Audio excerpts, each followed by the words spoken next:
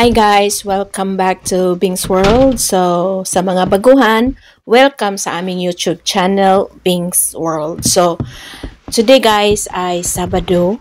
So, ito ang gagamitin kong pala kasi mamaya magpala ko ng snow. So, but before that, ipakita ko sa inyo ang bawat inches ng area kung saan ako magpala ng snow. So, this here guys ay 4 inches file ng snow sa front porch. So, dala yan ng hangin. Kasi since yesterday, around 1 p.m. Friday, nag-start ang wind and snow storm. So, ito yung nangyayari. Ito ang ganap. So, right now, 10 o'clock in the morning ng Sabado. So, ito ang nagiging file ng snow. So, dito sa Kutsay, before nag-start ang snowstorm, nagpala na ako ng snow para malaman namin kung gaano naka-high kapag kami ay mag-check. So, right now ay 7 inches ang snow file doon sa top ng car. So, itong truck ay nilagyan namin ng tarp kasi bukas mag-grocery shopping kami and then easier for us kung paano na itanggal yung snow sa windshield. But, of course, meron akong dalang gloves para mag-keep warm ang aking mga manicure, guys. So, we need to keep our fingertips mag-warm siya para hindi ka magkasakit. So, bukas, slide down lang namin yung tarp para easier for us. Kasi maaga kami bukas. So, ang inches ng snow sa driveway ay 7 inches. The same sa doon sa top ng car. So, ayan guys, 7 inches ang nalikom na snow from 1 o'clock p.m. yesterday. So, dito sa bank snow ay almost 1 feet. Kasi yung gipala ko kahapon before nag-start ang storm ay dyan ko tinatambak sa mga sides. So, ayan guys, ang weather forecast update. So, magpala na si Inday Bing. So, sino pa yung hindi nakapag-subscribe, please subscribe na po and hit the bell button para updated po kayo sa mga next videos ng Bing's World. Our hearts beat to the city streets. We began to feel the fire. We rise like tall buildings as the chemicals they take us higher. The night's young, it has just begun as she puts her hand in mine. We wanna chase the night, wanna dance to the light, pull the stars from the sky, just two hearts running wild. Never sleep, never stop, as we shout from the top. We're gonna be two hearts running wild.